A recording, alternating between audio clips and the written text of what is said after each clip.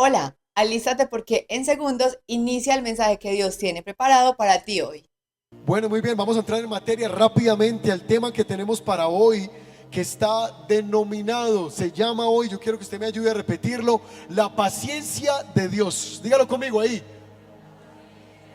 Y más le vale que lo repita, porque vamos a hablar hoy, va a estar potente y seguramente va a edificar mucho tu vida. Y es muy, muy especial porque definitivamente todos los seres humanos necesitamos entender el por qué Dios ha esperado tanto para no acabar con nosotros. Vamos a hablar un poquito de eso. Hay muchas partes en el mundo, en Europa, en Norteamérica, en países que fueron levantados bajo los principios cristianos, que hoy en día quieren eliminar, están sacando a Dios de en medio de ellos. Y esto lo hablamos hace 8 días. Países como Colombia que están tratando de eliminar a Dios incluso de los colegios para meter algunas cartillas con algunas ideologías que finalmente están destruyendo la mente de los niños y que están cambiando la concepción inicial bíblica, la esencia de lo que somos. Pablo, ustedes notan que hablo mucho de Pablo, del apóstol Pablo, y es porque Pablo nos ha dejado una enorme herencia a través de sus cartas. Pablo mismo habla de estas cosas. Él le habla a estas personas del Dios que fue revelado, el Dios que el hombre ya conoce, un Dios que fue revelado en su conciencia, pero que a pesar de la contundencia y la evidencia de la existencia de Dios, el hombre no lo quiere aceptar. El hombre no ha podido reconocer a Dios como el Señor de su vida, que es el único que le va a quitar todas las cosas que lo alejan de él mismo.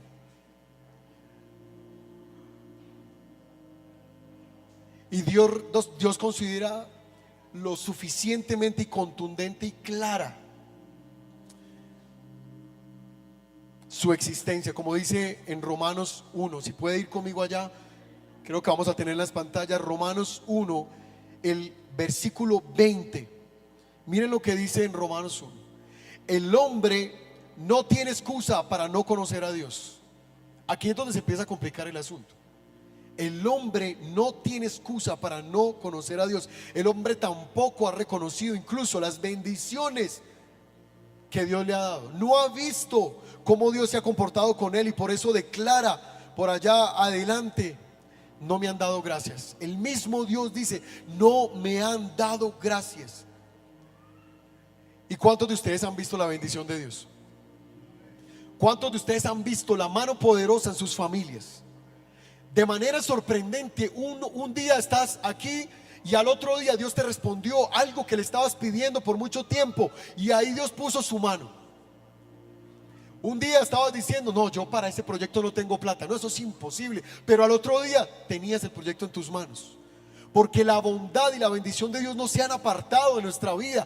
Todo el tiempo Dios quiere hablarte y bendecirte. Pero el hombre todavía no ha alcanzado a entender esto.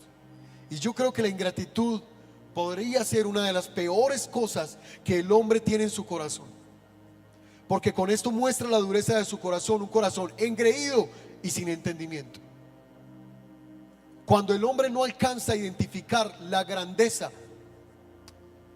la bondad, la mano de Dios sobre nuestras vidas, le está mostrando su indiferencia. Entonces Pablo nos ayuda a entender ese primer capítulo de Romanos. Vamos a estudiar, los voy a contextualizar en el primer capítulo de Romanos para pasar al segundo capítulo de Romanos, el capítulo 2. Listo, vamos a estudiar un poquitico eso. Entonces, en el capítulo 1 dice que el hombre, en vez de reconocer a Dios, ese hombre ingrato, rebelde, arrogante, egocéntrico, lo que ha hecho es cambiar la verdad de Dios por la mentira y no reconoce que está equivocado. Eso es lo peor de todo. El hombre no reconoce a Dios como su Señor, pero tampoco reconoce que está equivocado. Aún sabiéndolo, el hombre todavía no es capaz de reconocer que está equivocado. Y cuando digo hombre me refiero a hombre y mujer.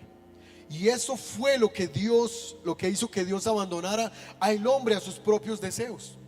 Y para mí, yo creo que el peor juicio de Dios hacia el hombre es dejarlo que viva en sus propios deseos. Algunos dirán: no, qué belleza, si Dios me permite eso, No, pues ya estoy libre, qué bendición. Pero yo creo que la peor desgracia del hombre es que Dios le permita vivir bajo su propia voluntad, bajo sus propios deseos, bajo su concupiscencia.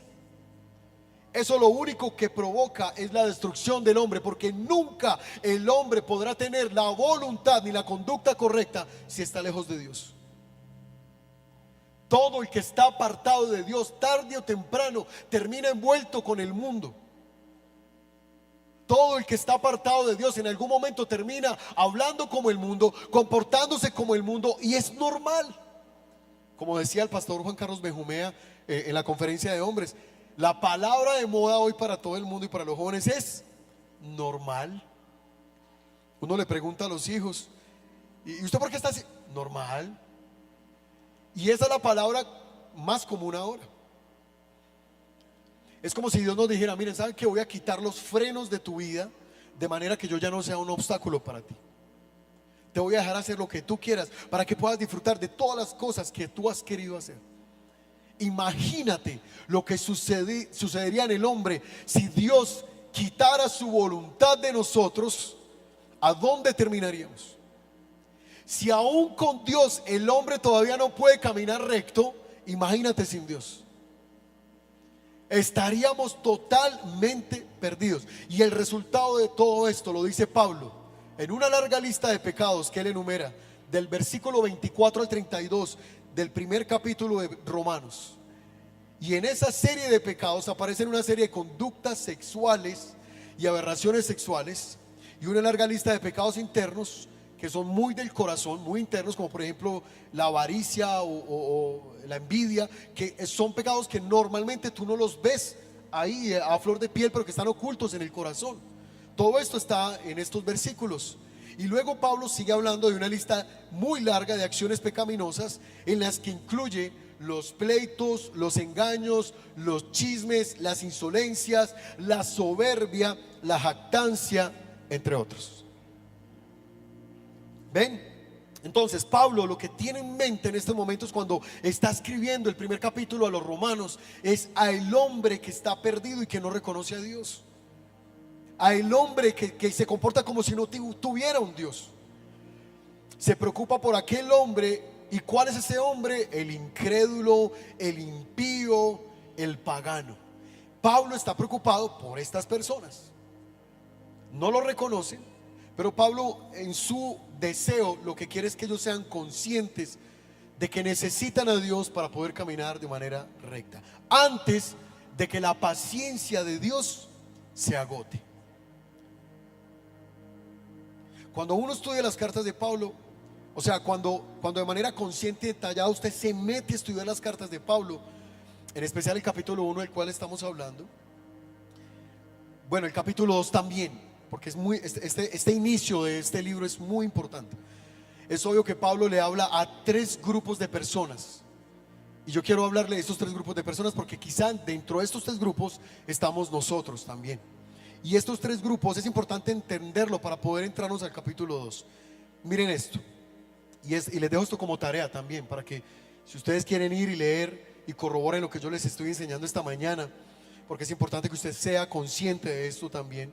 Pablo le habla a la persona incrédula, a los que viven como si no existiera un Dios, al que vive sin ley, al que hace lo que quiere. Hay personas que dicen: yo voy a ir a Dios cuando termine de vivir mi vida loca. Y yo he escuchado mucho esto: cuando yo termine de vivir mi vida loca, déjeme que yo llego a Dios. Y eso le pasa a muchos reggaetoneros hoy en día. Y lo he escuchado, ustedes lo pueden ver en YouTube. Hay algunos que han dicho: yo sé quién es Dios y algún día voy a llegar a Dios, pero en este momento todavía no quiero. A esas personas les estaba hablando Pablo. Pero en el capítulo 2, Pablo se refiere a la persona moralista, que es aquel que piensa que vive correctamente, y que como piensa que vive correctamente, se siente en la capacidad de juzgar a otros. Los moralistas normalmente no ven nada malo en su vida. Todo está perfecto. Un moralista te dice a ti: ¿usted por qué hace esto? Pero quizá está viviendo bajo los mismos pecados que está condenando. Eso hacen los que son muy moralistas. se creen superior a los demás a pesar de que vive bajo las mismas prácticas y sus mismos pecados. Y aquí no solo debemos incluir al moralista no cristiano, o sea, la persona que no ha nacido de nuevo, sino también al moralista cristiano que nació de nuevo. ¿Sabían ustedes que hay cristianos que nacieron de nuevo pero son moralistas? También moralista, porque se acostumbra a lanzar juicio sobre otros. Para ponerles un ejemplo, existió un filósofo romano, no es mencionado en la Biblia, pero sí en la historia, y se llama Lucio Anneo Seneca, es más conocido como Seneca. Cuando tú empiezas a oír lo que se dice de él, tú dices, este man es cristiano. Esto es impresionante, este tipo tiene que ser cristiano, porque las cosas que se hablan de él, pero no lo era. Miren lo que se dice de Seneca. Exaltó las grandes virtudes morales, hasta donde tú dices, lo escuchas, tú dices, uy, no, el man va bien. Desenmascaró la hipocresía. Uy, no, este man es mi héroe. Desenmascaró la hipocresía. Predicó la igualdad de todos los hombres. No, este man, voy con él de frente. Pero miren lo que dice: reconoció el carácter omnipresente del mal. No, estamos bien. Practicó e inculcó el autoexamen diario, cosa que muchos de nosotros los cristianos no hacemos con normalidad, pero él lo hizo. Pero dice, ridiculizó la idolatría vulgar y asumió el papel de guía moral. Cuando tú escuchas esto de un filósofo como este, tú dices, impresionante la vida de este hombre, qué legado. Pero, aquí viene el pero, toleraba con frecuencia en sí mismo vicios que condenaba en otros. Y aquí se empieza a poner el asunto más profundo. Dio la aprobación al emperador Nerón para que asesinara a su propia madre Agripina. Estamos hablando de un hombre que arriba es mencionado con cosas impresionantes. Ahora está permitiendo el asesinato de la madre del emperador Nerón. Seneca dice que fue el mentor de Nerón, pero más adelante no solamente permite que mate a su mamá, sino a dos de sus esposas. ¿Dónde quedó entonces la integridad, la moral que este hombre predicaba? A esos es a los cuales Pablo se refiere. Entonces, en el primer grupo al cual Pablo se dirige es al incrédulo, al que hace lo que quiera, al que no tiene a Cristo en su corazón. Al segundo grupo es al moralista no religioso, o sea, al no convertido, y ahí mismo dentro de ese grupo al cristiano que ya fue convertido pero que también es moralista, que juzga a otros. Y el tercer grupo al cual Pablo se refiere lo encontramos a partir de Romanos 2 en el versículo 17, a partir de ahí, donde Pablo le habla a los judíos. Ahí está el tercer grupo, judíos. Primero grupo, los incrédulos. El segundo grupo, los moralistas no convertidos, pero también a los moralistas convertidos. Y al tercer grupo, los judíos. Pero miren esto, Pablo le habla a ellos y dice: tú que te llamas judío, ahí en el versículo 17, confías en la ley de Dios y te jactas de tu relación especial con él. Ahí empieza, y de ahí en adelante Pablo continúa con toda su argumentación. Entonces, ahora sí, habiendo hecho ya toda esta introducción y poniéndolos en contexto del primer capítulo, me voy a basar en Romanos capítulo 2 del versículo 1 y 5, y me gustaría que lo podamos leer todos juntos, y vamos a entender el por qué esta enseñanza de hoy se llama la paciencia de Dios. ¿Listo? Vamos a leer entonces capítulo 2, versículos del 1 al 5 de Romanos. Tal vez crees que puedes condenar a tales individuos, pero tu maldad es igual que la de ellos y no tienes ninguna excusa. Cuando dices que son perversos y merecen ser castigados, te condenas a ti mismo, porque tú que juzgas a otros también practicas las mismas cosas. Versículo 2. Y sabemos que Dios en su justicia castigará a todos los que hacen tales cosas. Y tú que juzgas a otros por hacer esas cosas, ¿cómo crees que podrás evitar el juicio de Dios cuando tú haces lo mismo? ¿No te das cuenta de lo bondadoso, tolerante y paciente que es Dios contigo? Grábese esa palabra, paciente, que es Dios contigo.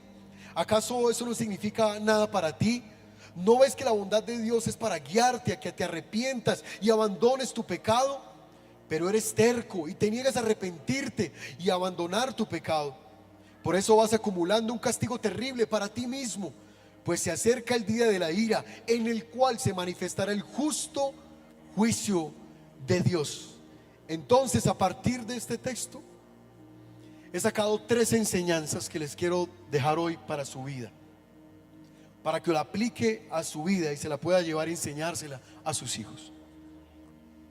Yo les quiero recordar que en el segundo grupo al cual Pablo se dirige, no solo están los moralistas religiosos, sino también los moralistas ¿qué? Cristianos, los que ya se convirtieron. Y podríamos tomar un ejemplo al apóstol Pablo. ¿Qué pasó con Pedro? ¿Qué pasó con Pedro? En un principio él creía que él no estaba capacitado para negar a Jesús, pero sí creía que otros lo podían negar. ¿Y qué terminó haciendo Pedro? No solamente una ni dos, sino 3 veces negó a Jesús. Algo estaba pasando en el corazón de Pedro que necesitaba entender, que necesitaba aprender.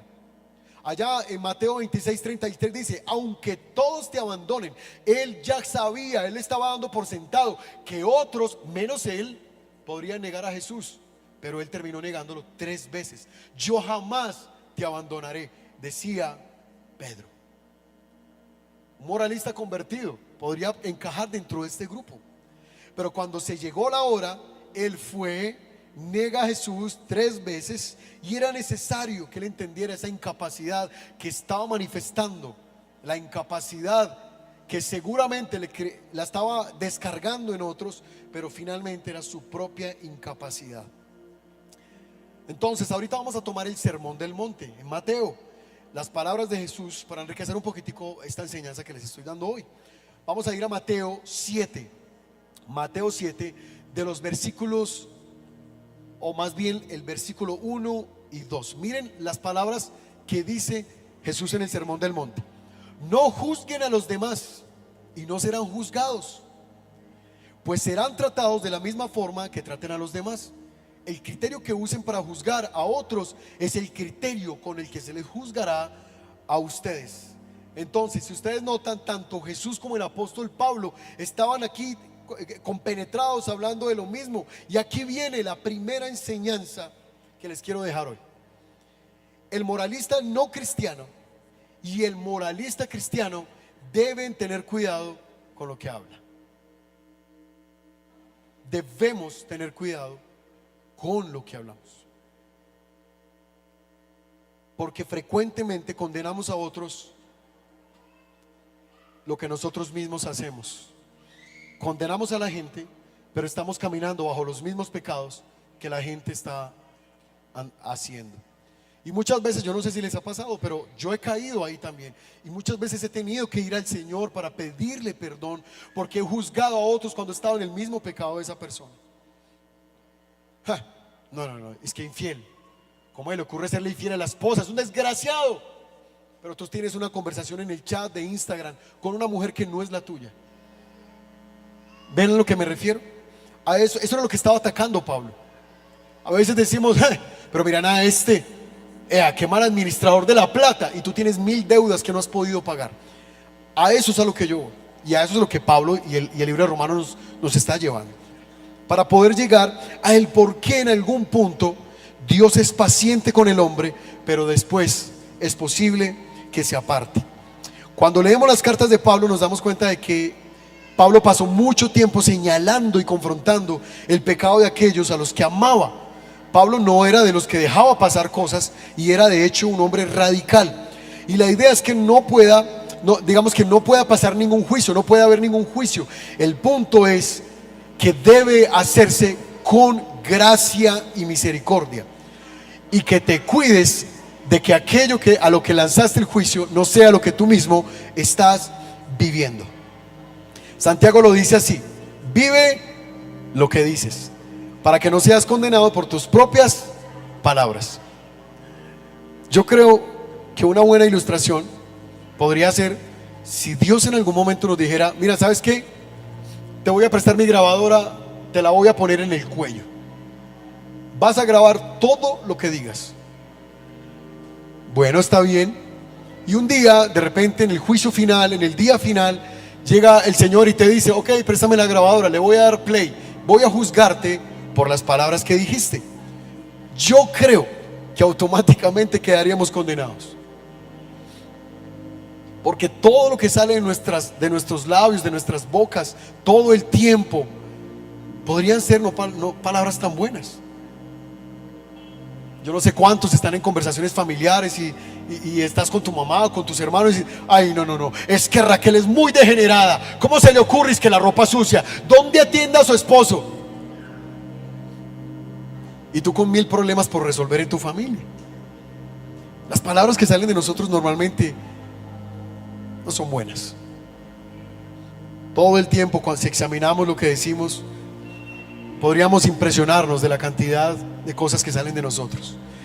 En Mateo capítulo 12, el versículo 36 y 37 lo confirma. Jesús diciendo: les digo lo siguiente, el día del juicio tendrán que dar cuenta de toda palabra inútil que hayan dicho. Está hablándonos a nosotros. Toda palabra inútil que hayan dicho. Las palabras que digas te absolverán o te condenarán. Te absolverán o te condenarán. Y Pablo dice algo similar en Romanos, ahí mismo en el capítulo 2, en el versículo 1. Miren lo que dice Pablo, ya lo habíamos leído. Tal vez crees que puedes condenar a tales individuos, pero tu maldad es igual a la de ellos. O sea, ¿para qué los condenas si usted es igual? Y no tienes ninguna excusa cuando dices que son perversos y merecen ser castigados. Te condenas a ti mismo, porque tú que juzgas a otros también practicas las mismas cosas. Y a lo mejor estás pensando como Pedro, que creía que nunca iba a negar a Jesús. A lo mejor en este preciso momento estás sentado en tu silla diciendo: no, pues yo no soy como... A lo mejor algunos se creen mejor que Pablo y puede decir: yo no participo, es que yo soy una persona que ya conozco de Cristo, yo ya no soy igual que antes, sácame del caldo, sácame de ahí.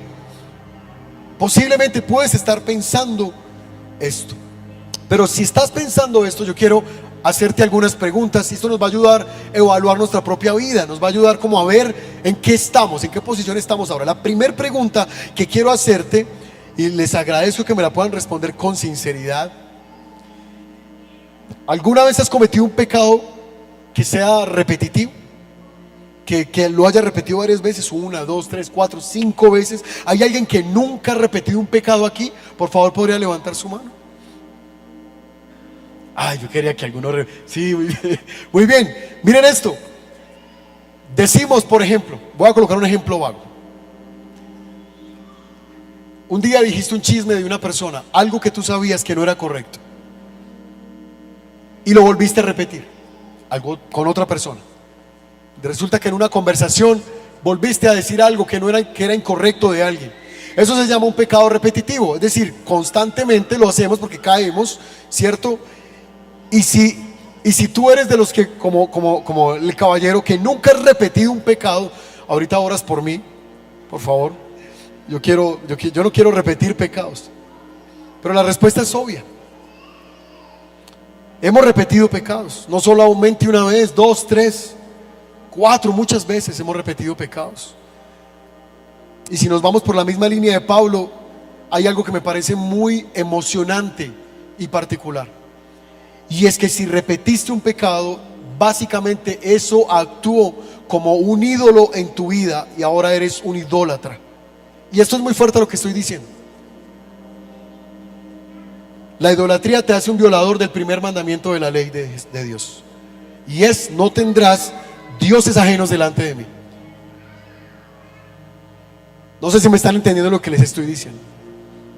Si repetiste un pecado, lo que quiere decir es que hay un ídolo en tu vida que no has podido soltar. Te convertiste en idólatra. Y al ser idólatra, ya violaste un primer mandamiento de la ley de Dios. Estoy solamente haciendo un balance de nuestra vida. Ahora les voy a hacer otra pregunta. ¿Alguna vez después de ser cristiano deshonraste a tu padre y a tu madre? Después de ser cristiano, que te convertiste, deshonraste a tu padre y a tu madre. Gracias por tu sinceridad, como con tu comportamiento, con la forma como les hablas, que ya tu mamá no puede hablar porque tú ya le levantas la voz. Te dejaste de ocupar de ellos, ya no los cuidas y no te interesa su vida. No sé, porque si es así, ya violaste el quinto mandamiento de la ley de Dios: honra a tu padre y a tu madre. Otra pregunta: ¿alguna vez después de ser cristiano asesinaste a alguien? Por favor, ninguno responda a eso. Si es así, si eso pasó, yo me imagino que pues ninguno, porque ya cada uno, me imagino que conoce a Cristo y bueno. Pero si es así, ya violaste otro mandamiento de la ley de Dios. Ay, Dios mío. Grábate eso ahí, grábate eso ahí. ¿Alguna vez le hablaste feo a alguien? ¿Fuiste hiriente? Grábate eso de sexto mandamiento. ¿Fuiste hiriente, agresivo, insultante, ofensivo, vulgar? O sea, de alguna forma trataste mal a un hermano, a una persona, lo hiciste sentir muy, muy mal, incómodo. Piénsalo ahí. Incluso a tus hijos. Si la respuesta es sí, ya eres culpable de haber violado el mismo sexto mandamiento de la ley de Dios. Es que nosotros, por nuestra moralidad, pensamos que si hacemos una cosa buena y hacemos una cosa mala, estamos empatando. No, está todo bien. Pero hay muchas cosas que la Biblia nos lleva para que podamos hacer una evaluación de nuestra vida. ¿Han oído que a nuestros antepasados se les dijo: no asesines, si cometes asesinato quedarás sujeto a juicio? Pero yo digo, miren cómo Cristo compara el homicidio con el trato a un hermano y lo pone a la misma altura. Aún si te enojas con alguien, quedarás sujeto a juicio. Si llamas a alguien idiota, corres peligro de que te lleven ante el tribunal. Y si maldices a alguien, corres peligro de caer en los fuegos del infierno. Pablo pone la misma estatura el asesinato con el maltrato a un hermano. Pero nosotros condenamos el asesinato porque ese hombre es malo, asesino. Pero tú vas y tratas mal a un hermano y nadie te puede decir nada porque no es tan grave. Pero la Biblia también lo condena.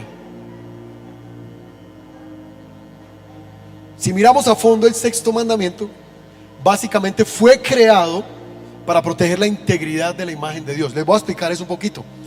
Cuando matas a alguien, básicamente pisoteaste la imagen de Dios. Pasaste por encima de la imagen de Dios. Pero cuando insultas a tu hermano, has atropellado, insultado la imagen de Dios de la misma manera, de la misma forma. Esa es la queja que hace Santiago cuando escribe también su carta y dice que usamos estos mismos labios para adorar a Dios, para luego hablar mal del hermano que es portador de la imagen de Dios. ¿Ven lo que hace la moral? Una doble moral. Ahora les voy a hacer una última pregunta. ¿Alguna vez le fuiste infiel a tu esposo o a tu esposa? Les aseguro que la mayoría va a decir que no. Pero entonces luego viene Cristo y nos dice en el Sermón del Monte, Mateo 5, versículos 27 y 28. ¿Han oído el mandamiento que dice: no cometas adulterio? Pero yo te digo que el que mira con pasión sexual a una mujer ya ha cometido adulterio con ella en el corazón. También pisoteaste y atropellaste la imagen de Dios.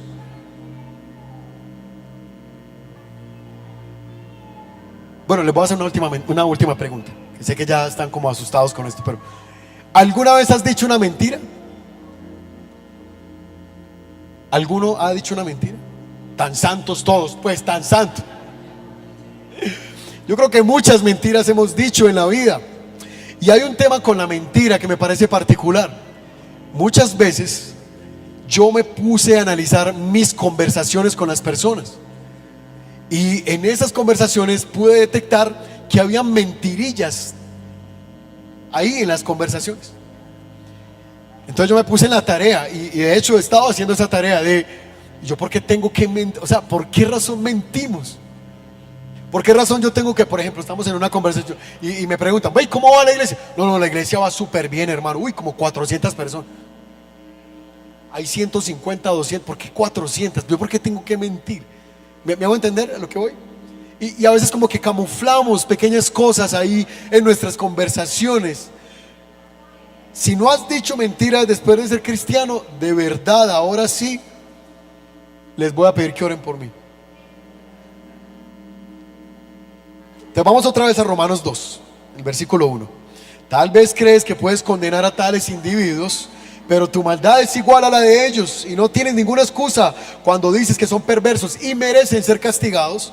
Te condenas a ti mismo porque tú que juzgas a otros también practicas las mismas cosas. Entonces tenemos que tener cuidado de lo que decimos y de cómo vivimos para no caer en lo mismo que está manifestando Pablo. Como dice otra vez Santiago, vive lo que dices. Tenemos que aprender a vivir pudiendo decir: no tengo nada que esconder, no tengo nada que probar y no tengo nada que ocultar. Esa debería ser nuestra vida. Es más, yo mismo como pastor que estoy predicando hoy necesito tener cuidado y le tengo que pedir perdón a Dios también al predicar este mensaje, porque es muy posible que al estarlo predicando yo pueda estar creyendo que soy superior a los que me están oyendo. Es muy posible que pueda estar cayendo en creer que soy más santo que los que me oyen mientras les predico. Tenemos que estar atentos, poner cuidado, porque de alguna u otra forma el ser humano siempre está pensando que es más moral de lo que en realidad somos. No sé cuántos han escuchado a Al Capone. ¿Alguno ha escuchado a Al Capone? Si no lo has escuchado, no hay problema. Al Capone es uno de los mayores gángsters que ha tenido Estados Unidos y ha salido en películas. De hecho, le ponen el nombre a algunos personajes Al Capone para mostrar que son malos, ¿no? Y él fue capturado en 1931. Era buscado por el FBI por todo tipo de crímenes y de daños. Pero una vez capturado, él dijo de sí mismo en la entrevista: yo he gastado mis mejores años de la vida proveyéndole a la gente los placeres más ligeros, ayudándoles a pasar un buen tiempo, y todo lo que recibo es abuso.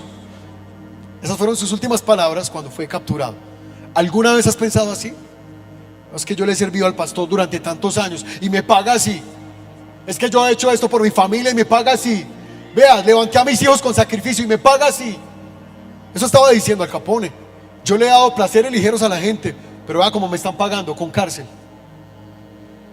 Nos volvemos conchudos y descarados, pensando que nos deben, pero así no es. Estamos aquí todavía, ¿cierto? Entonces, el primer punto, la primera enseñanza es: el moralista no cristiano y el cristiano deben o debemos tener cuidado con lo que decimos. Y la segunda enseñanza, que se me perdió, gloria a Dios, es: el juicio de Dios está ligado estrechamente a su verdad. Les voy a explicar un poquito más eso. El punto y el problema es que nosotros pensamos que por nuestras acciones no van a haber consecuencias, pero sí las van a haber. De hecho, cada vez que tú tomas una decisión en tu casa, en tu familia, en tu vida, hay unas reacciones también. Un ejemplo: sabías que no te podías meter en una deuda porque no tenías la capacidad para pagarla, pero tomaste la decisión de dar el paso. Y resulta que cuando te llegó la primer cuota del banco ya no tenías cómo pagarla, y vienen las consecuencias, los embargos a nivel legal, ¿cierto? Pero también vienen las otras consecuencias emocionales: es el estrés, la fatiga, querer desaparecerte del mundo porque todo el mundo te está buscando para cobrarte, y eso no es vida.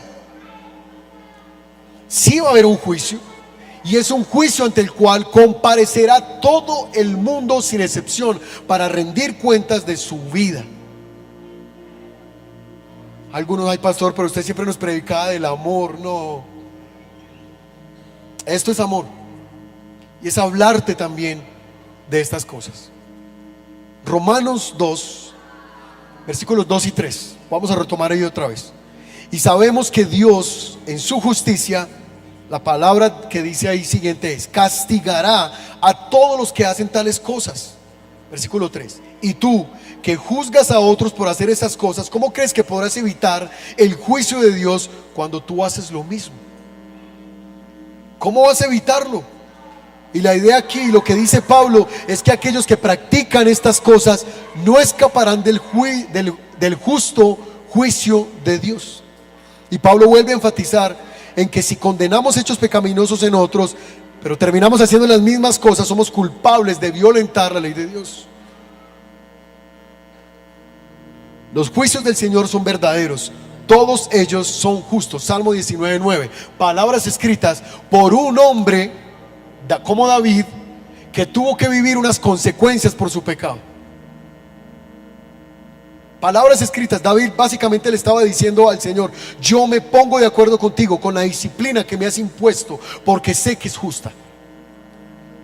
David sabía que había consecuencias por sus acciones, pero él las aceptó como parte de la disciplina de Dios en su vida, porque él sabía que eso era justo.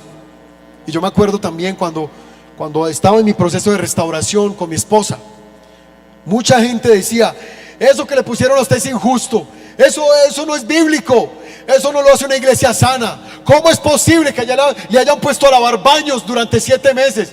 Pues sí, ¿cómo les parece? El director de alabanza estaba lavando baños por 7 meses. Y eso era justo. ¿Qué más podía exigir después de mi pecado? ¿Que me pusieran en una posición de privilegio?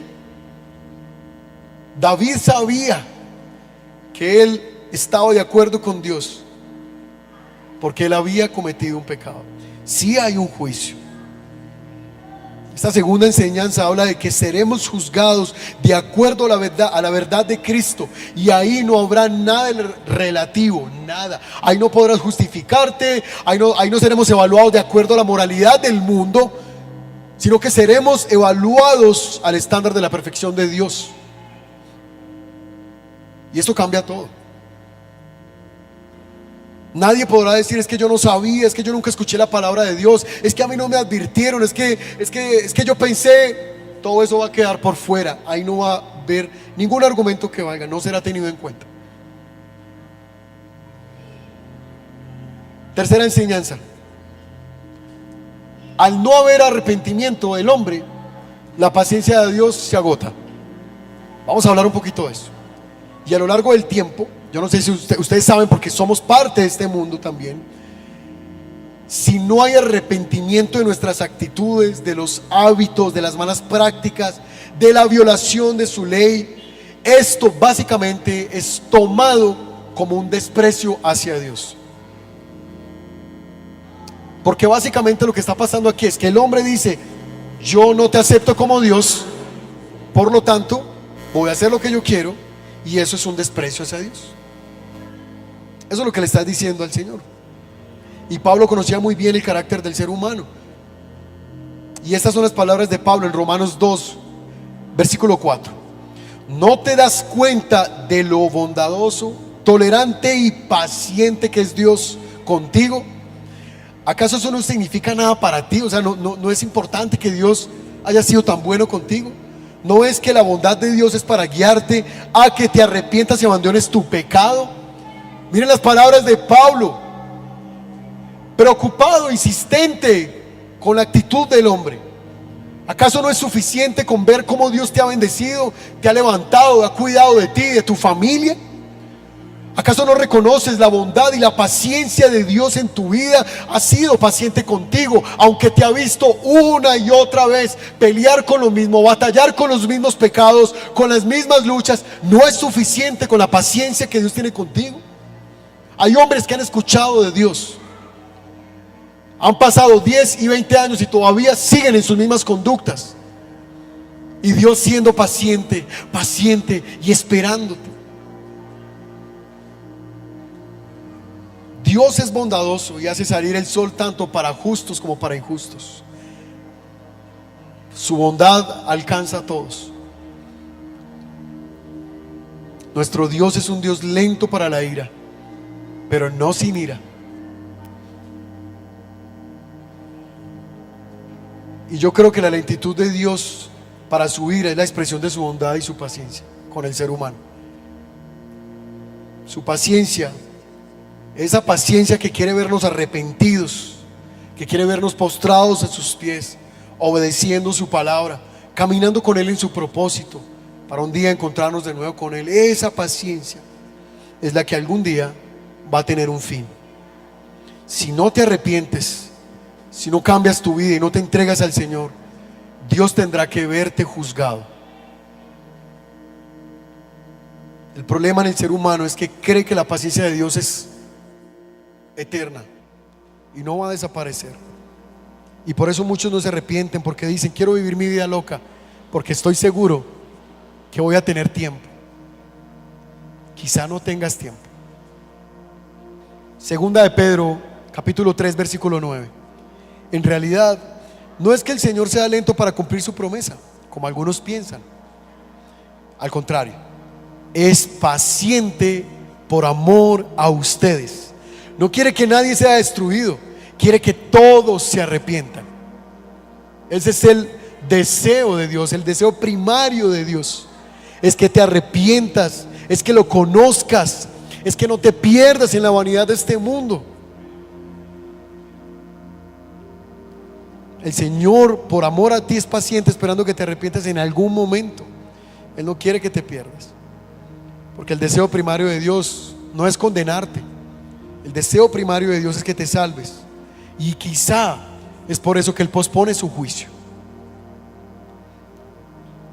Dios tolera muchas cosas del hombre para que el hombre despierte y se vuelva a Él, pero el hombre sigue siendo indiferente ante la presencia de Dios. Pero cuando Dios decide no esperar más, el hombre juzga a Dios porque es un Dios malo. Y yo quiero ir finalizando con esto. Yo no quiero ser un fatalista hoy para decirte que toda tu vida está mal, que no hay nada que hacer y que ya la paciencia de Dios se fue y que ya no tienes esperanza alguna.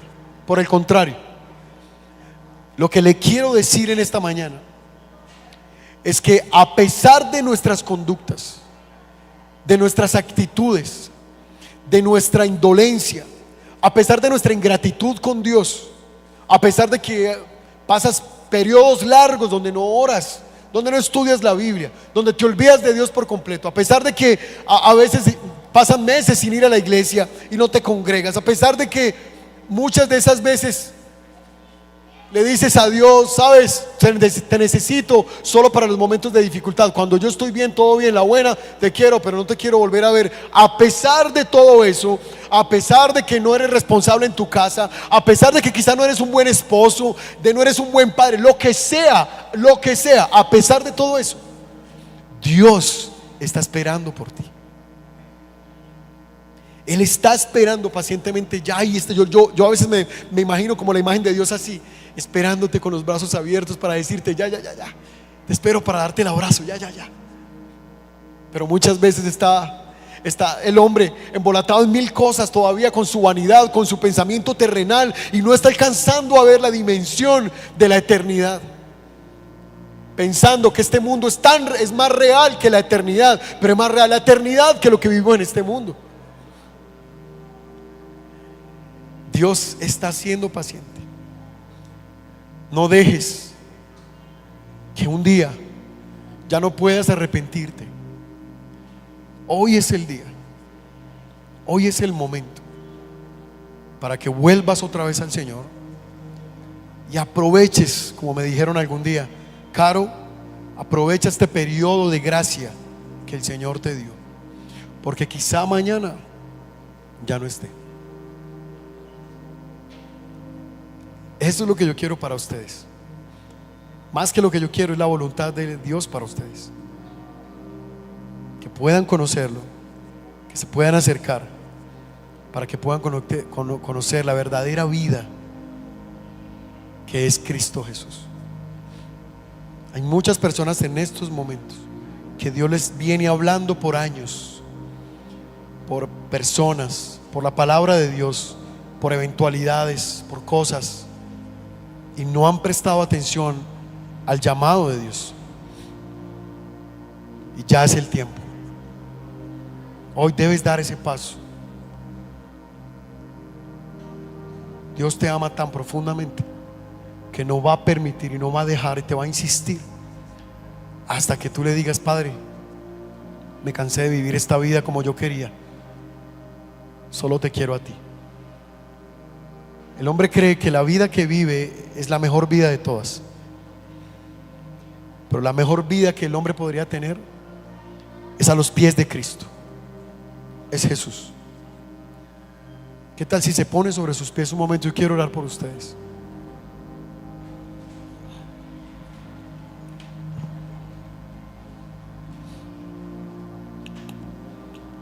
Sabemos, Padre, que tú has sido paciente con nosotros.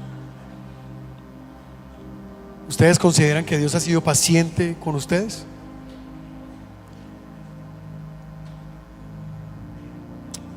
Padre, yo oro por cada persona en este lugar, Señor. Que cada uno te pueda conocer, Señor. Ahí está la verdadera plenitud, la verdadera vida. Yo pido en esta hora, Padre Santo, que tú toques el corazón de aquellos que todavía no han dimensionado hasta cuán paciente has sido.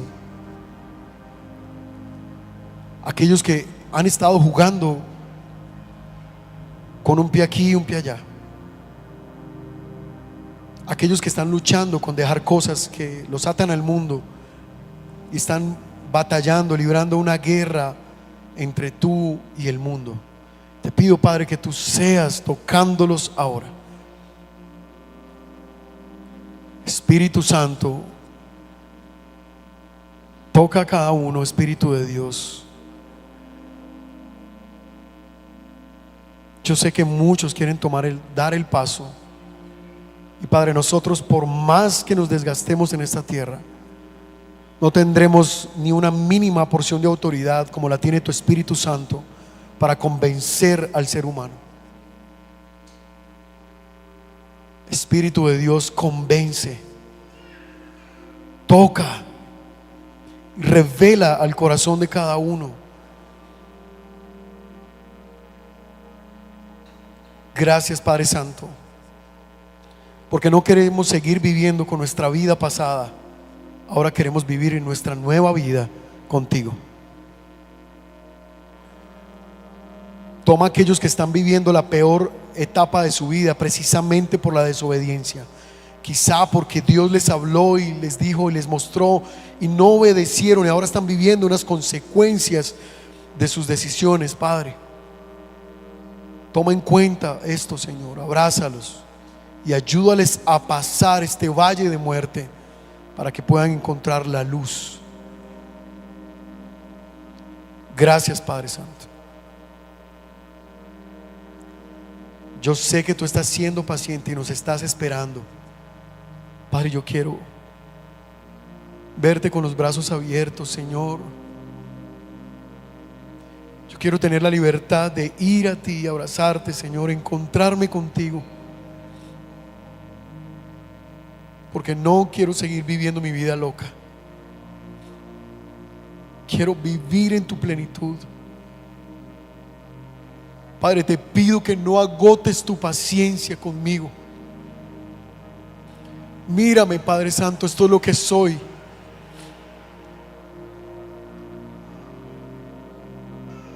Gracias, Cristo. Gracias, Señor. ¿Qué tal si usted puede decir conmigo: Padre, en esta mañana te entrego lo que soy. Ya no te voy a reservar nada. Ya no te voy a esconder nada. Ahora quiero que tú seas mi Señor, el dueño de mi vida. Enséñame, Señor, cómo entregar todo y dejarlo pasado atrás para poder ver con claridad mi futuro. Gracias, Señor, en el nombre de Jesús. Amén y amén.